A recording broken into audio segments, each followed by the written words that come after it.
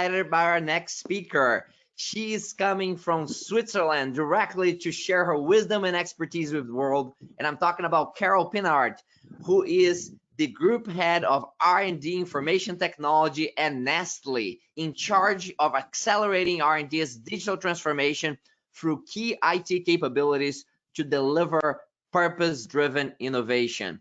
She has 20+ years of experience in technology innovation, product and business development, and operations in telecommunications, automotive, healthcare, and consumer packaged goods in corporate, startups, and academia. She's a mentor, advisor, speaker, and lecturer in innovation, startups, AI, and leadership. She is one of those great cross-industry leaders that gives me great pleasure to introduce to our global audience. Thank you so much, Carol, for being here with us and sharing your wisdom and expertise with our global audience. Thank you for having me. Let me just pull out the presentation. So hello, everybody. It's a pleasure to be here talking about one of my passions, actually two of them, artificial intelligence and R&D. And so, as I mentioned, I'm the group head of R&D information technology, which means I'm like the CIO at Nestle for the whole R&D function, which is a big one. It's actually the biggest R&D unit in the industry with over 4,000 people. And let me start with size, right? Because when we talk about artificial intelligence, size matters a lot, as I'm sure a lot of you or all of you know.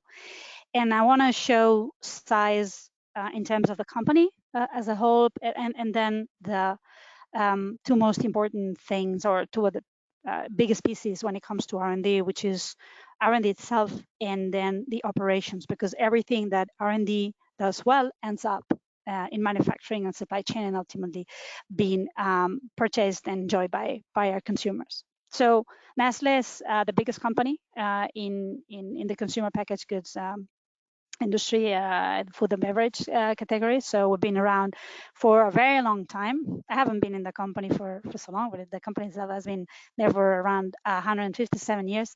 We have over 2,000 brands worldwide. You may know some of them because some of the brands are available everywhere in most of the markets, like Nespresso, Nesquik, Nescafe, Purina for pets. But most of our brands are local, right? You can find them in a market or in a region specifically, like Milo for Asia and parts of Latin America, for example. So depending on the country or where you're listening to me from right now, you might know different brands, and some of them you might not even know that they're Nestle. We have close to 300,000 employees, sell almost everywhere on this planet, 186 countries, and we have close to 400 factories in 81 of those countries, and about 85 billion US dollars. You can see it in Swiss francs, that's more or less the same in US dollars. If there's one number that I would like you to walk away with, and it's the most impressive number for me, it's that we sell 1 billion products every single day.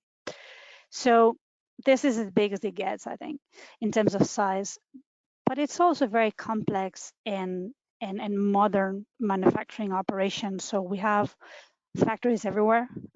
We divide the world into regions. So you've got the Americas with 146 factories, then Europe and Middle East and Northern Africa with 133, and then the rest are in Greater China and what we call AOA, which is the rest of Africa, Asia and Oceania. Greater China recently became its own region due to the size of the market. It's the second biggest market after the US for Nestle.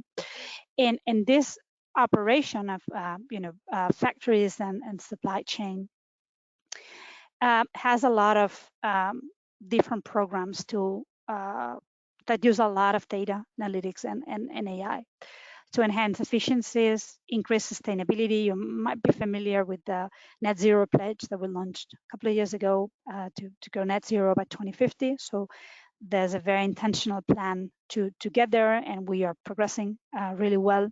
For example, 98% of our factories have zero waste for disposal. Over 50% of electricity used in factories now comes from sustainable sources. So we're doing a lot of programs like that, but we're also digitizing and connecting our operations and our factories as well. So those are multi-year programs that we have to gain access to more and better data in real time. So you can think of technologies that we're putting in factories and the supply chain, like Internet of Things, and a lot of intelligence, both in the cloud and in the edge, to actually mine that data and turn it into useful actions for the business to decrease costs, decrease risks, and increase revenue where possible. So just a bit of an idea also of size. And like I said at the beginning, the biggest R&D unit in the industry. So we have 23 centers, also spread across the world. Where I am right now in Switzerland, we got 3 centers, and actually most of the scientific research is done in Switzerland, with some antennas in Asia and in South America as well. And our centers are actually usually attached to factories to move really quickly from ideas to then products, and ultimately, releasing those products in the factories. And there's also a very solid strategy to digitize R&D. And I'm going to be talking about what this means and how it applies to AI and advanced analytics. So we're looking into getting better and faster in generating concepts. That can be concepts for new products, for renovated products, for new packaging, to really be faster to market. And so I'm going to be talking also about the product development life cycle and how it can go from A to Z on that life cycle faster, and also how to put the consumer even more at the center, so consumers drive the innovation that we make, right? Because they're ultimately the people who buy our products for themselves or for their pets. So 23 centers, 4,000 people, and that's the staff that we have, but we work a lot also through partners and a lot of different programs of open innovation, for example. So it's even bigger than this. So before I get into R&D, just let's be clear, R&D is not the biggest bang of AI and advanced analytics in this industry, right? About 70% of the value in terms of reduced cost, in terms of additional revenue, lies in operations. So this is a view actually from December last year of the different initiatives that we have in manufacturing and supply chain. I used to lead the global AI program before, so this comes from that database. And you can see it in manufacturing, unsurprisingly, most of the value comes from planning and optimization. Anomaly detection is a big one, to increase quality, and prediction and forecasting, including predictive maintenance. And in the supply chain, also planning optimization is big. Second place with prediction and forecasting, and then anything that's automation, autonomous operation of supply chain. So that's where the 70% of the value is. The next 20% is in consumer use cases. R&D plays an important role in coming up with the new products, but that's not what I'm talking about here. So about 7 to 9% of sales increase comes from automating, demand forecasting, getting better at measuring, and not just measuring, actually, increasing the return on investment for advertising and promotion. We're doing a lot of marketing modeling mix these days, and predicting any out of stock, shelf availability, and making sure that our products are always available in the points of sale, and getting us individualized as we possibly can in assorting the stores. And then the other biggest chunk is around promotions, personalization, any recommendations, and getting those trends. And the trend predictions for product development is the core part for R&D. But I wanted you to see, the biggest value is on operations, on those consumer use cases, or marketing and sales. And the third one, which is the core of my presentation, is about 5% of the value, is in product innovation. Although a lot of the product innovation then ends up having an impact as well in operations and in marketing and sales, as I'll show you, I picked 5 examples that I'm going to share with you at the end, so you can see how R&D really impacts the rest of the value chain at a food company like Nestle, like downstream. So the number one use case is optimizing the product development cycle, right? And for 2 very good reasons. Number one is to increase sales. So why do we need data? So we can get better at predicting the potential for new product innovation. So the success rate of a product innovation can go anywhere between 10%, 40%. That's kind of the usual thing, right? The better we get at increasing that 40%. I mean, some products were blockbusters like Nespresso coffee pods back in the day. But usually if you take the average, that would be between 10 and 40%. We can get better at predicting what products are going to be more than that 40%. Then we're going to help increase our top line of sales, and then reduce the time to market. This is an industry where speed in reacting to what people want and what people need matters a lot, right? So usually when you come up with a new product, a new process, new packaging, you have a project to drive that, right? So we use a lot of data, and then the data is used by crunched by advanced analytics or AI, but you'll see that I refer mostly to the data, and then how we utilize that data, what technique we use depends really on the use case. So that's why I bucket AI and advanced analytics together. It's actually to increase the performance of those projects, so the odds of them being more successful faster. So you might be wondering right now, so what's included in the product development life cycle? So usually, very simplified, there's a lot of interacting with consumers. So whether we interact ourselves with the consumer or we acquire reports through third parties, they mostly come from interactions, from in-person ethnographies, monitoring grocery store behaviors, focus groups, or some shape or form of observational research. With that, there are some insights that trigger ideas. We have teams of product developers and front-end innovation that come up with ideas, products that might work for certain demographics, like people that care a lot about plant-based diet, or people that have certain conditions like diabetes. I mean, we have a lot of different categories, right? And health and wellness is one of them. Or for pet care, for if your dog is healthy or if it's not, right? So different ideas, and then we do a lot of hands-on development.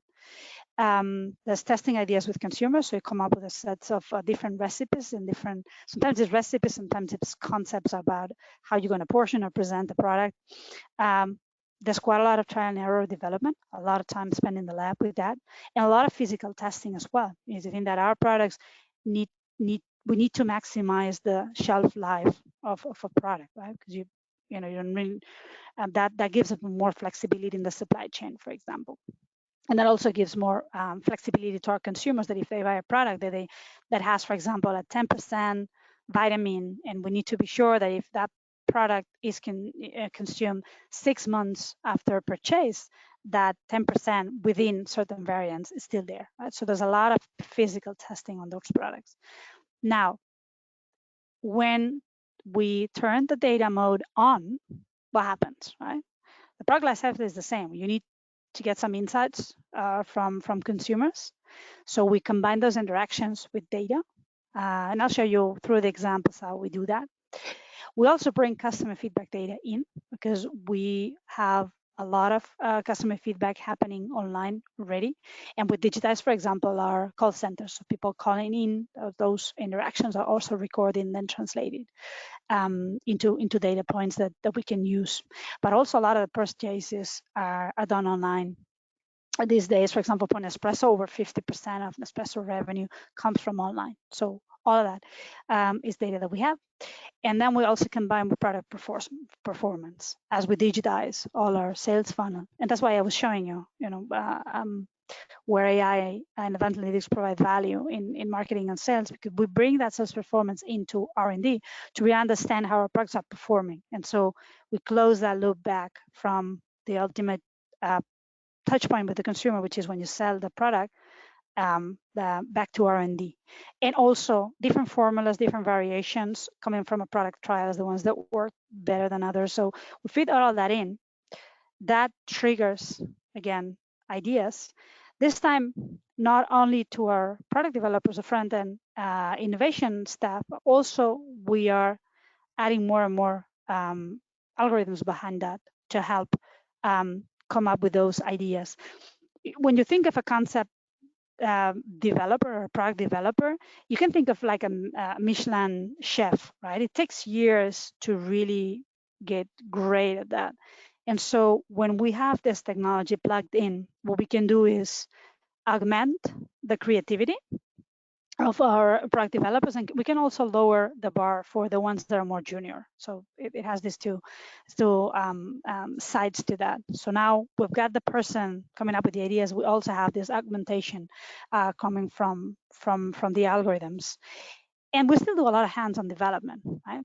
At this time, the way we use AI and analytics is we combine tests with forecasting, for example, and we can know if we come up with, say, 50 variations of a recipe, instead of testing number 1, number 2, up to 50, we can predict the ones because we have data on past formulas and variations. We got sales performance, we got customer feedback. There's a lot of feedback, by the way, on when people price a product or they complain that it tastes weird. So we can combine that. We're starting to combine that.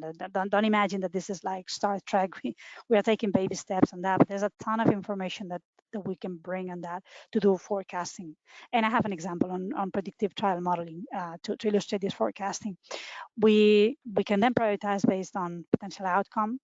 And another thing that we do, and I have another example on that, is we combine the physical testing with the virtual testing. So we can create digital twins, especially good with packaging and with predicting the shelf life, because we have models for that. That work really well for certain products. And then with that, we can get faster and better in terms of sales. Faster is better in terms of time, right? We need time and sales, remember, combining that with AI. So that's, in a nutshell, what the product development cycle is and how we turn the data mode on to help accelerate. Now, examples, right? So just let's bring it home a little. So one of the things that we do is understanding our customers in real time. I mean, that's the ultimate goal. Now we're doing that for certain categories and in near real time. But the ambition is to really understand our customers in real time. And the thing that AI is doing, if you think that anything that happens in digital creates data, right? And if that data can be crunched, and if you add machine learning capabilities, or even in some cases you don't even need that, you can do that with advanced analytics, then that delivers insights that they can become triggers for business decisions, right? So those tools are really help putting consumers at the center of R&D, right? And what that helps us do is react to trends more quickly. Like if we can plug into what people are saying on social, for example, which we do, by the way, and we have a big pilot running in China and extending that to other markets, we can identify opportunities, right? If people are talking about certain things, and talking, I mean, in a good way, in a bad way, it all creates opportunities, right? And hence, because we get that information in real time or near real time, we can reduce the time to market, because the time it takes to get those reports, to the focus groups, that is time that we save by tapping into that data. For example, how we're doing that on social is one way. For example, through our connected coffee machines is another one. We spend significant effort to connect machines. We have over a million consumer machines like this one connected, and then people about 45% of people who buy the machines connect them. So that's how we get to that million. That's a ton of information about how they make their coffee. And so we learn, like, for example, if you have a certain capsule, are they using that as the recipe developer thought with that amount of water, or are they adding a little bit more water at the end? For example, I do that. I tend to add a little bit more water to a coffee at the end, right? We can also see when during the day they're taking certain types of coffee, and we developed, for example, a coffee flavor that we think this is more for the morning. To if you're taking coffee with milk, are people actually doing that or not, right? And that gives us a good idea on what should we do more of, less of, and that's led to decisions in changing and adjusting recipes, and that combined with feedback that then we double check through focus groups, for example, lead to really new flavors of coffees. That's one way of understanding our customers in real time, and then translating that into research, in this case on renovating. That's not really innovating on creating new products. It's more renovating the ones that we have, new flavors, new combinations. In this case, example for Nespresso, we're doing that also with other brands that we have, like Nescafe Dolce Gusto, that also has a lot of connected machines, or through a Nestle Professional that we have a lot of connected vending machines where it's not just coffee. Then we can do that with other products, because then we get the data of what people buy and when and where. Second one, on personalizing nutrition. Because the data lets us to segment more granularly, we can get to the point to really understand individual needs, right?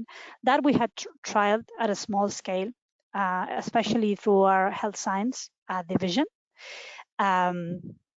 through personalized medicine. We're also looking into personalizing diet, for example.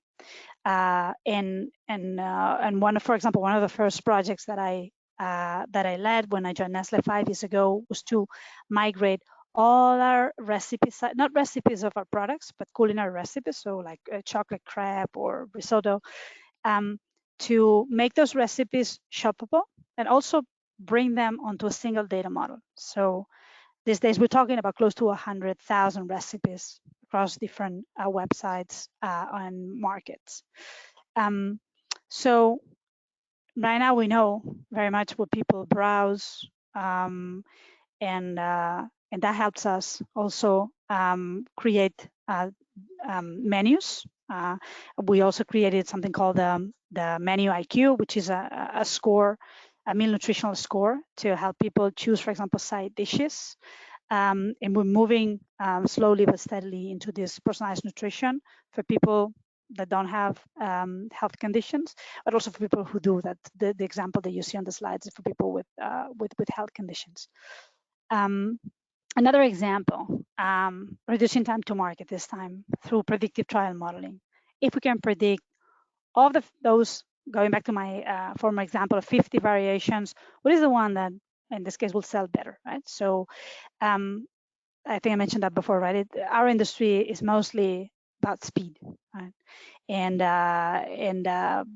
you might not need to be the first in the market, but you need to be a very quick follower if you're not the first, right? And so compressing the product life cycle is a must for R&D. Predictive trial modeling lets us just do that. If I imagine this is like a tree, right? If we have different branches, and I know that this set of branches have a higher odds of delivering better products, then we can model the trials, assign a success rate to each of them, and then go for the actual trials for the winning set. And we've done that on a number of things. You have an example, for example, of Nescafe Gold. We've renovated, different flavors, and those are actually variations of the flavors. And within each of these boxes, think that there were like different sets of trials to get to the right formula. In the end, we get sensory panels, as they're called, like bring people in that then taste the recipes and score them, right? But we have already shrunk down on the trials. And also save costs, by the way. It's not just reducing the time to market. Obviously, doing less trials costs less money. Number 4, again, on accelerating R&D, so reducing the product development life cycle. We're also digitizing environments. So this is an example from our pet care division, where getting a lot of things connected, and that includes even the food bowls for the pets, connected collars, for example, and in the same way that we connect coffee machines, that we can connect this ecosystem for pets in this case. But you can think of this is applicable to any other R&D environment. And then we have on top of that, so that's how we acquire the data. Then we embed this name's NestTMS, if that's meaningless to you, but those are like the different systems that we have, where we have the trials, where we got the feedback from the consumers, where we have our labs information. So we are curating a data layer for all of that. And then we're building as well is AI as a service. As a service to whom? To the researchers, and then will then work on different new product concepts, new services. For example, for pet care, where we also have services. We're thinking of, it's like having a kid, right? When you're thinking of adopting a pet, so the first 1,000 days, as they're called, right? And then when you get your pet, you also have the vet in the ecosystem, the food, the exercise, and then diet control for the pet, and the development of the pet if you adopt a puppy. So all of that has, through this data layer and all the data that we're getting in real time, mobile apps that we have, for example, for those customers that want to tell us how their dogs are doing, that engage in programs through vet clinics.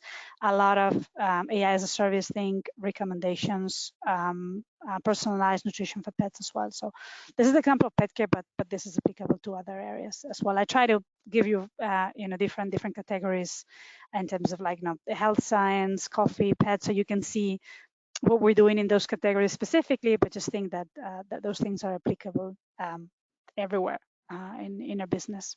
And then the last example is reducing costs. So R&D not only comes up with new products, we also come up with new and better ways to produce, right? So we work a lot with our operations, especially factories. And one of the things, for example, one of the issues is for coffee pods in this case, but that's applicable to anything that's packaging. That's package is you need to do forming, filling, and sealing for the containers. And so R&D has pilot plants. That's where it mirrors the plant. It's like a small plant, obviously not with the capacity of a plant. So if a plant can produce 5,000 bottles a minute, a pilot plant would do 5,000 a day. So, but it's mirroring the production lines, and then we can do tests and tweaks of things. So in this case, for example, this is an example of when we're doing virtual. So we create digital twins of what we have upstream for coffee, which in this case is you get the green coffee. I picked this example because it's easy to understand. You pick the green coffee, you then roast it, you grind it, and you put it in a pot and seal it, right? So we can get a digital twin of the whole process, and to then measure and make sure that all the production lines, irrespective of the production line and out the factory, and even the line within the line, because you have maybe 30 lines of pods in a single production line. They do the forming, filling, and sealing the same way. And then we ultimately test that with a coffee machine. In this case, because the Venus is one of the Dolce Gusto coffee machines. And then we can see if actually, and we have, by the way, like a birth certificate of those coffee pods, so we know exactly from what production line they're coming, and what subline within the line, and we can really test, including the flavor profile once the coffee is brewed by the machine, and we optimize the production lines like that. It's not just the quantity of coffee pods, but also making sure that they are the same, again, within certain variants, obviously. So then that gives us a lot of flexibility on where to actually manufacture things, because we have a standard, like the golden standard, that can be shared across factories. It gives a lot of flexibility on sourcing and on selling. So that gave you a bit of a feel, hopefully, for how AI and advanced analytics is reshaping R&D, how it ultimately impacts what we do in our operations and marketing and sales to reach the consumers. I mean, I could be talking the whole afternoon for me, morning for some of you. But I think this gives you already a good idea, and I'm super open for questions. What a great presentation, Carol. Thank you so much. It's such great insights, such a nice, I would love to say that we planned it this way, that would have, Bloomberg and Goldman Sachs, equity research talking about retail first, and then you coming in next. And several people have commented on this, though I must say we did not plan it that way, but it was perfect follow through from our previous presentation on looking at the market and retail, and then you providing these insights from an inside out view of the organization and the R&D processes. Lots of great questions here. I'll pick a few of keep asking questions, audience. Wonderful questions. We have time, and I will relay as many as I can to Carol during this time. What the very first question has to do with maybe the types of tools that you're using, to the extent that you can talk about them, to digitize R&D and Nestle. What are some of the actual tools that are being deployed and technologies that are being used? So our philosophy is to reuse building blocks as much as we possibly can across functions and businesses. So of course, R&D has some very specific tools like laboratory information management systems to connect all the different instruments in the lab, because we're talking about in a lot of cases live samples, so we have specific freezers. It's very similar to a hospital or a pharma company. So all of that needs to be connected, and then that's how we get a lot of data for the scientific.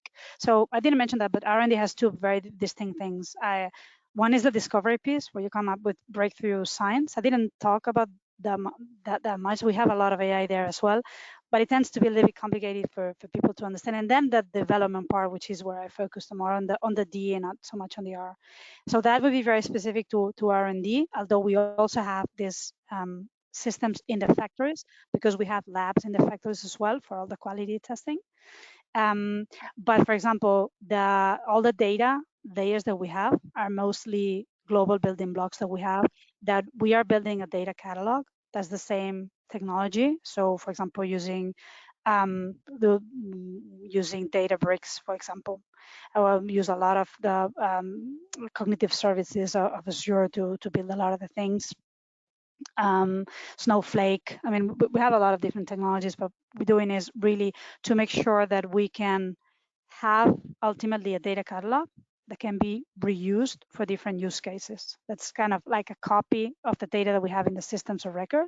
So our scientists in R&D, our product developers, or our factory floor workers or our marketers can use that data, can tap into the data for their use cases. We're doing that, by the way, step by step based on use cases. So for example, for predictive trial modeling, we're building that data catalog. That's terrific. I don't know, but there's a lot of tools for when it comes to e-commerce. Is more Amazon Web Services. It's very, very use case dependent. Is the AI engines that you're using, are this open source things, or this is proprietary, that in terms of the engine they're using for the AI? Again, it depends. I'll tell you our philosophy. Philosophy is what we call the AAA. We try to adopt. So if it's a generic model that we can use, for example, we have one that recognizes, this is not R&D, but recognizes our bottles, for example. I can know if it's Nestle or not Nestle, that our sales force uses when they go to grocery stores. They can scan and see if our products are placed correctly, right? And that's a generic model that we just train with our bottles. But the model already knew how to recognize bottles and objects. If we cannot adopt, then we adapt. And we work a lot with the strategic partners like Microsoft, Amazon, Google, and we work with all of them. And if not, then we assemble, right? We build it ourselves. So in R&D, you have some adopt, you have some adapt, and some very, very custom. For example, we built recently an e-tongue to be able to see if we can digitize flavor testing. And that is very, very custom. because we built one for coffee. We even have two different models for the different coffee brands that we have. For example, Nescafe not the same as Nespresso in terms of flavor profile. That would be super, super custom for us. Very good. There's a lot of questions on this next theme, and I want to personalize a little bit. 20 years ago, I was an excellence innovation leader at Nestle, and I was based in the United States, and I was in this journey, 20 years ago in different parts of the business. And one of the things that I always tell people about my experience at Nestle, and this is true probably for global organizations like Nestle that I've had the privilege to work with, is that there is such richness of culture, multi-layers of culture by geography, by skill sets, by layers and layers of culture. And culture can be challenging because the old saying that culture eats strategy for breakfast. And I used to say that excellence and innovation can easily become a side dish. So the question is, in an ecosystem this large that you share with us, 1 billion products daily, how do you align and prioritize what you're going to be working on, and how do you deal with these very different cultures across the company? Wow. Okay, so we don't have a silver bullet for this, but we do have some guiding principles, right? And some fundamental governance, for example. So for R&D, for example, there is a very clear strategy. So that the ultimate goal of R&D is to deliver purpose-driven innovation. Innovation, obviously, it's R&D. Why purpose-driven? Because the company's purpose-driven. It's good food, good life, right? And it's to really help people live a better life through food. So now, when you look at digital, that purpose-driven innovation means how can we help protect our core? So there are core products in the Nestle portfolio, and then in our core also in our excellence in operations. So there are some initiatives on digitizing, for example, and digitizing quality. The last example that I gave on coffee is that. So it's really in helping protect the core. Also, how can we seed innovation? There are some trends that we cannot miss, right? We're not first in the market with plant-based. We were followers, but very quick followers, for example. So in that we were quick because we had been investing in R&D. On nothing happens, by magic, right? Also on seeding innovation is also on putting the consumer even more at the center of innovation. And then there's another one on culture. So if we're going towards a digital R&D, because we're digitizing the whole company. R&D is part of a massive digital transformation at Nestle. What do we need to change in the culture? And one of the things that we realized is that this diversity that can be seen a little bit as chaotic sometimes, because 186 countries is 186 ways of seeing things. It's actually a strength, and we are actually moving some of the decision making towards, for example, a regional center. So we have regional centers. I mean that when you create a product, there's like a master recipe, but then you adjust it to the local taste, and not just the taste. In like in Africa, we sell a lot of single dose. That's the packaging as well. So how can we even be closer to what people want in those regions, so we can personalize for those markets? And that is hard in terms of governance, but we are getting there. And we had our share of trying to centralize everything, didn't work. And also there's some autonomy, a lot of autonomy actually, depending on the category. Like pet care has nothing to do with infant nutrition, right? And so although there are some transversal building blocks and guiding principles, pet care is pet care, and infant nutrition is infant nutrition, right? And so there's autonomy there as well. Not sure I answered your question, but No, you did. You did. Okay. Honestly, I'm gonna record that, because when people ask me that question, it's an incredibly complex question, so many layers, and you did a wonderful job of really anchoring us on the purpose-driven innovation that you're doing, the values of the company, the vision that the company has, and the alignment. This is not perfect, as you said. This is kind of a messy thing to do, but the directional guidance that you have here, in my opinion, is very Right. sound. And And I always say, in innovation, is essentially a guided creativity, right? And creativity is messy. I'm also a musician, and when I am writing songs, it's super messy. Actually, my husband always closes the doors. That's how messy my environment is. But you kind of need that, and our researchers need that as well. So if you uh, pigeon cage things too much, then you pigeon cage creativity. So it's a balancing act.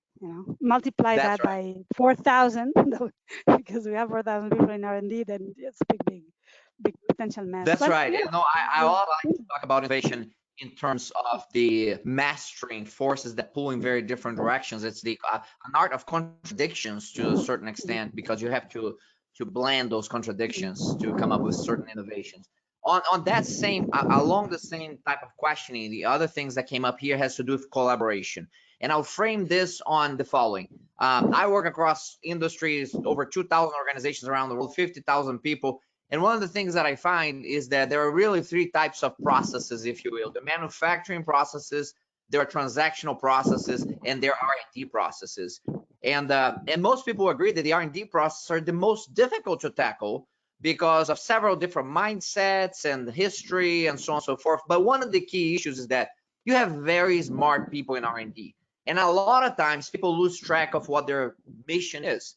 And when you get the smartest people in the world in the room, sometimes they spend too much time trying to show that they're the smartest person in the room, and the collaboration may not be at its highest level. And how do you make sure that there is collaboration, collaborative leadership? How do you allow for these different ideas to come together, for these incredibly smart people to not try to be right, but try to collaborate towards a common purpose? How do you manage that in R&D, which I assume that's can be a challenge for you as well, surrounded by very bright individuals? I get the joke very frequently that I'm surrounded by so many PhDs, right? Well, I'm a PhD myself to begin with. This is one of the prerequisites for the job. No, it wasn't. Um, I think at Nestle, one of the good things that I think the company nailed is actually there is this culture of consensus and respect. Actually, the company values our respect. Uh, and people really live the values. So I haven't been, I mean, I've been in this role for 7 months now. So I haven't been in a single meeting where I thought someone was not collaborative. Sometimes reconciling viewpoints is difficult, but also because when you are in so R&D is basically discovery and then development, and then the factories do the release. If you think of complexity, the highest complexity is in the discovery because there's the highest uncertainty. If you think of sensory profile of something, when you are in the discovery piece, probably has about 100 different parameters. When you get to the factory, it's about 10, right? So think tenfold in terms of uncertainty. So you need very smart people, but also very down to earth people, because they know that their 100 different parameters will go down to 10, right? So this spirit of collaboration is a must, because people in R&D know that whatever they do well ends up in manufacturing. Whatever they don't do well ends up in the garbage can. So you want to move to manufacturing as much as you possibly can. So we have a structure called product technology development that does this transition between this discovery or breakthrough research into the factories and working with the factories directly. And that's why we have trials in R&D, trials in factory. They're aligned, labs in R&D, labs in factories, because it's not perfect, but I can see from a culture perspective and from a pragmatic perspective, this is an R&D unit of a company. So we all know that we're here to deliver research that will end up selling as much as we can. Right? Carol, there are so many more questions and we have so little time. So I'm going to wrap up here now. I want to thank Henry Stevens, William Larata, Lee Bogner, and so many others who have asked some remarkable questions here. We'll, again, look us up on LinkedIn under this post. You may connect directly with Carol and all the speakers, and you can post the questions there on LinkedIn, and to the extent possible, we'll try to answer some of those questions. Thank you for submitting the questions. And Carol, Thank you so much. Clearly, a lot of interest in AI on R&D. You have done a wonderful job of setting the stage for us for innovation in R&D with artificial intelligence, and we're grateful for your time and generosity in sharing your expertise and wisdom with our global audience today. Thank you for having me, and I hope I inspired some of you. And we are hiring, by the way. So if I inspired you enough, think of applying. That is wonderful. I'll tell you, Nestle is a wonderful organization, that I have many fun friends with, a wonderful culture, and clearly well represented by Carol here. Again, thank you so much for sharing your wisdom and expertise with us, Carol. Thanks, everyone. Bye. Thank you. Ladies and gentlemen, Carol Pinart, directly from Switzerland to the world, sharing her wisdom and expertise on innovation and artificial intelligence in R&D. We are going to be taking a break now. When we come back, we're going to come up with an expert on AI and specifically on sustainable AI. Can we build socially responsible artificial intelligence? That's one of the many questions we're going to tackle in our next segment with the director for Center of Sustainability AI, for Sustainable AI, I should say. So please, if you take a break now, check out on the LinkedIn, the speakers, connect with them directly, pose additional questions, say thanks to them for sharing their wisdom and expertise with us around the world. So we appreciate them. We appreciate our sponsor, Scale Agile, for making this possible for all of us on a global basis. So taking a break now. See you back at the top of the hour.